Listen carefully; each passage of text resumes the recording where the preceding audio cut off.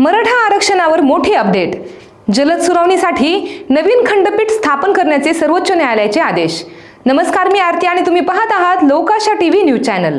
मराठा आरक्षण संदर्भात सर्वोच्च न्यायालयाने उच्च न्यायालयाच्या मुख्य न्यायाधीशांना याचिकांवर जलद सुनावणीसाठी नवीन खंडपीठ स्थापन करण्याचे निर्देश दिले।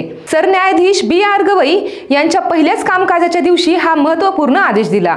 सरन्यायाधीश बी.आर. गवई आणि न्यायमूर्ती ऑगस्टिन जॉर्ज मसीह यांच्या द्विपीठासमोर ही सुनावणी झाली। सामाजिक आणि शैक्षणिक दृष्ट्या मागासवर्गीय एस.सी.बी.सी. प्रवेश अंतर्गत वैद्यकीय प्रवेशासाठी मराठा विद्यार्थ्यांना देण्यात आलेल्या 10% आरक्षणाला आव्हान देण्यात आलेल्या याचिकांवर तात्काळ नवीन खंडपीठ स्थापन करून जलद निर्णय घेण्याचे निर्देश सुप्रीम कोर्टाने मुंबई उच्च न्यायालयाला दिले आहेत। या वर्षी जानेवारीमध्ये तत्कालीन मुंबई उच्च न्यायालयाचे मुख्य न्यायाधीश देवेंद्र कुमार उपाध्याय यांची दिल्ली उच्च न्यायालयाचे मुख्य न्यायाधीश म्हणून बदली झाली। यानंतर याचिकांवर सुनावणी झाली नाही।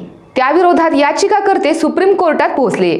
सर्वोच्च न्यायालयाने मंगळवारी मुंबई उच्च न्यायालयाच्या मुख्य न्यायाधीशांना मराठा आरक्षण देणाऱ्या कायद्याच्या घटनात्मक वैधतेला आव्हान देणाऱ्या याचिकांवर जलद सुनावणी करण्यासाठी नवीन खंडपीठ स्थापन करण्याचे निर्देश दिले। अशाच महत्त्वपूर्ण बातम्या पाहण्यासाठी पाहत रहा लोकाशा टीव्ही न्यूज चॅनल आणि आमच्या चॅनलला लाईक, सबस्क्राईब आणि शेअर करायला विसरू नका।